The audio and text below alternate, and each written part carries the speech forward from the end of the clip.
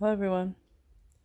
So this video is a continuation of shadow work. So I already talked about how you know you're ready to start. So let's talk about getting started. I feel like the steps are a little simple, but it can be complex, of course, depending on what you're dealing with.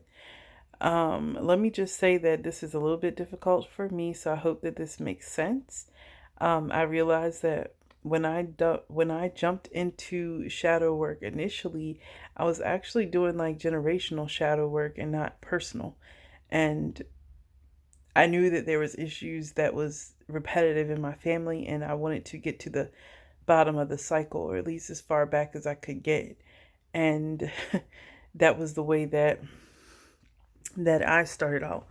Um, which was kind of roundabout because then even though I've resolved or came to a solution over something that was affecting generation after generation, I still had to go back and work on myself. Which I guess, okay, it works either way as long as the work's getting done, right? But so what I would do, um I'm working back in my mind like what I did for myself. Um First and foremost is identifying your shadows. So do not like take out a piece of paper and write down 25 things that you hate about yourself. It's not productive. You're not going to get anywhere, and you're going to feel terrible, and you're not going to want to do it anymore. And shadow work is already hard enough. Believe me, you don't need to start with more than a couple of things, really.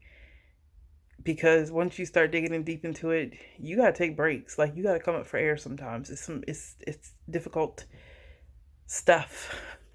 So get you a piece of paper, write down your write down a few of your shadows, like your known shadows, things about yourself that you know you need to change. Let's just say, if, for example, you might be really jealous and you don't really know why you get jealous. You just know you be snapping and you jealous. Or you snapping because you're angry. You got anger, like anger issues, like you need to be in anger management. Um, you might be promiscuous.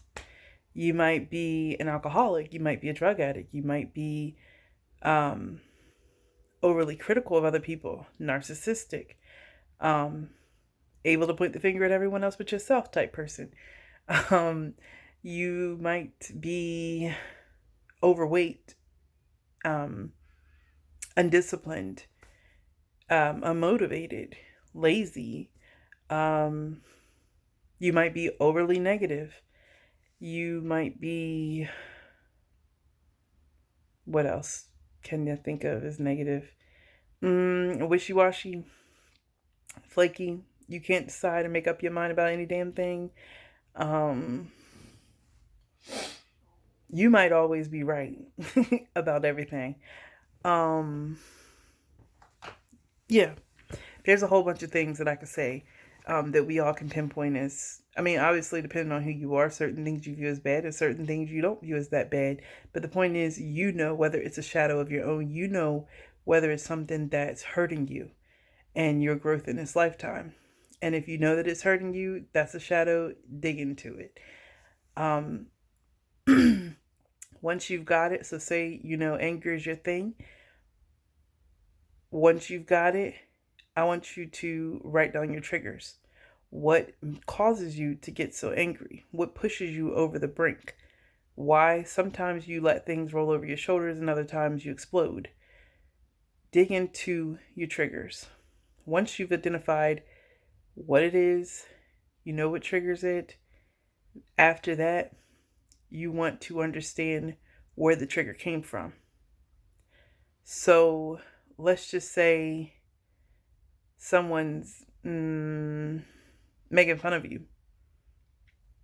And you just like, whatever, doesn't bother you. However, you might be waiting in line at the grocery store and a person, I don't know, it might be like the 12 items line, and a person has 13 items. Or they grab a candy bar and make it 13 items, something stupid like that. And you just snap, like just go crazy. Why do you snap? Why is your In other words, you realize at that point that your trigger, your issue isn't just anger, it's patience. And why such a little thing cause you to be, a little thing to test your patience, or a person who's taking too long to get their money out the wallet at the checkout, same difference, right? You don't have patience and you flip out on that person. You need to dig into what is it about time that causes you to be triggered. You're sitting in traffic and you're honking your horn and you get so crazy that you even, like cause an accident. Because there's people like that. They just flat out lose control. It ain't me, but I'm just saying stuff that I've seen. That's not my particular shadow. But I'm just using it as an example. What causes you to go over the brink? You know what your trigger is, but what causes that trigger? And that's where all the work lies. Because identifying it is one thing, but digging into your trigger is the hard part, because you have to figure out where it came from. And so from there, once you figure out where it comes from, the next thing that you want to do is to work through that. And so say for this person whose trigger is lack of patience, and then they lose their shit and then they go crazy. Say the reason that this person, they discover, now sometimes your reason can be right there in your face, like that, let's just say, at some particular time in your childhood, your parents weren't very patient with you and they used to snap on you, and so it's a learned behavior, which is a type of psychology in itself, because there's like subconscious behaviors and then there's like conscious behaviors. Anyway, let's just say, you watch your dad snap like that and you end up snapping like that even though you didn't like it as a kid. That's something that you need to dig into. So this is where I'm going to give a little bit more advice, because for me, when I started digging into the traumas that created the triggers, that created the shadow, I don't have, let me put it this way. I don't have emotionally mature people in my life. I realize that there's certain people that I'm never going to ever be able to sit down and have a conversation with about the things that they did that hurt me. And I made a decision, me, myself, that my healing cannot wait on somebody else. I got other shit to do in this lifetime. I do not have time for when someone else matures enough to admit their wrongs and enough to ask for forgiveness and enough to move forward on in life. I ain't got time for that shit. If you got time for it, knock yourself out. That is what modern psychotherapy, I call it. Modern psychology, that is what they tell you to do, to confront that person and have a conversation with them.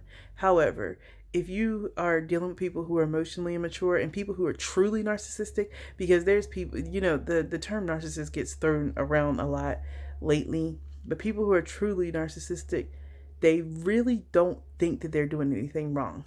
Not only do they not think it, they know that they're not doing nothing wrong. So there's nothing that you can ever say to make them feel bad.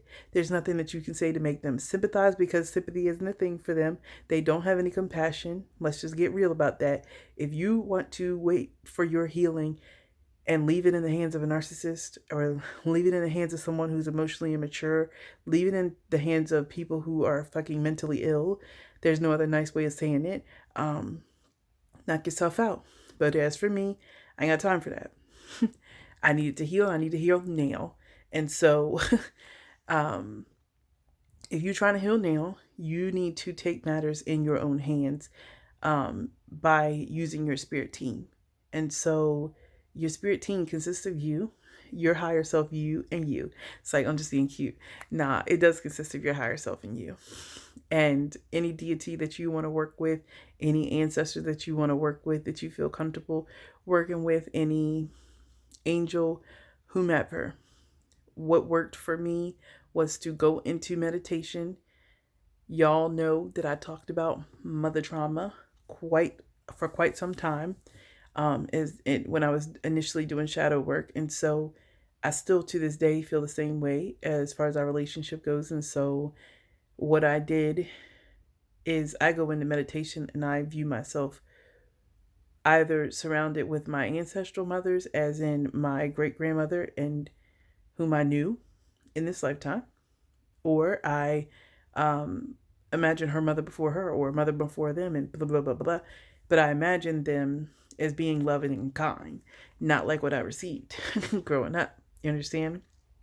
Um, or what initially helped me was to use a deity. One of my most popular ones for that is Isis, also called Aset. Um, Imagine them mothering you. Imagine them apologizing to you. Imagine them basically healing those wounds. If you do not perform this sort of what I call spiritual surgery on yourself with meditation, good luck. You're going to be dealing with the shadow for an even longer time. And it's not like, oh, one session of meditation is going to cure it. No, absolutely not. You have to do it over. I mean, it was just like every little issue. Like I'm not even going to dig deep into that, but it's like every little instance that broke me, every little instance that chipped away at my self-esteem or chipped away at how I felt about myself, my self-worth. Uh, I can go on for forever and ever and ever. Every little instance where I felt like some piece of me was broken off or some piece of me was taken from me or I lost it or separated from me, I had to go and say, listen, da da da da da da da thing happened to me. And that person, that entity, or me, my higher self me, sometimes I did that as well. I actually did that a lot. But me, my higher self me, I sat down in front of me and said, you did this, that, and the other to me, and I didn't appreciate it. Or when you did this, this caused me to be this way. And my higher self said, you're right. I was wrong. I'm sorry. Forgive me. And I love you. That's that's that prayer. The Hawaiian prayer, Ho'oponopono or something like that. It's an excellent prayer and it works very great for healing shadow work. I'm not gonna lie, but like I said, nothing is a magic band-aid. You have to repeatedly do it. And if you find that you're struggling, if you find that the methods that I'm telling you aren't working, you need to consult your spirit team and ask what is going to work. And let me just say also, like, don't just leave it up straight to meditation. Get inside your body. I've talked about it before, but getting inside your body, doing yoga, doing exercise, allowing the things that are coming up when you're having the most difficulty processing it. Like, say, back to my original example, the person who's angry watched her father snap, and maybe her father was beating her mother, right? And sometimes you snap and lose control, but you don't know, okay, you figured out that it came from your father, but you aren't just copying the behavior. You're copying the behavior because you don't feel controlling your situation when you got to wait in line, right? That's the real issue. And you need to learn to control that behavior. And so when you look back, you might remember a particular time where your mom, I don't know, was, let's just say she messed up dinner one day and your dad went off. And it wasn't even that big of a deal, but he went off and started hitting her in front of you. You didn't feel in control enough to protect yourself. You didn't feel in control enough to protect your mother, that type thing. If you are meditating and you imagine yourself walking into that situation and stopping what was happening to your mother and stopping yourself, and that's not helping, and it's becoming more and more, because as you pull it up, as you try to pull out these shadows, you're going to feel the emotions that you felt that caused the trigger, that, you know, the incident that caused the trigger that called the shadow. As you feel that sitting on you, exercise. You want to try and eat right. You want to meditate for sure still. But there's nothing wrong with speaking to other people that didn't have nothing to do with it as well. For me, it worked a lot to not just write these things out, but also to hear myself saying it. Even though, because I don't feel comfortable, I'm a very private person. And so certain things I don't feel comfortable saying, out loud to other people. And I don't really have friends like that. I don't trust y'all. So I don't trust people a lot. And so that's probably another shadow. Anyway, um video. I used to talk to myself on video and just record it. And sometimes I would listen back and I would respond back to myself as I listened to it. Like, okay, this is what I understand that. I understand that this is what we could have done, or this is what could have happened, or this is that and other. You have to help yourself process, and you've got to take your time. Um, that's really as deep as shadow work goes. Once you process that, you will know when you feel okay about it. And it doesn't mean, and let me really, really say this. Just because you do shadow work, it doesn't mean that you heal yourself once and for all. Now, vices and things like that, they might fall off of you once you realize why you have those vices. But let's just say the idea of you snapping sometimes is who you are, and you need to, you need to learn to accept that. There's certain things about myself that after I did all the work, and there was nothing else left for me to do, I just had to deal with the fact that this is who I am. This is not just deal with it, but love it. Love it too. Like, there's certain things about myself that I still don't like, but I learned to love and accept them regardless of how anybody else feels about it, because it's what makes me who I am. And it's what makes me strong.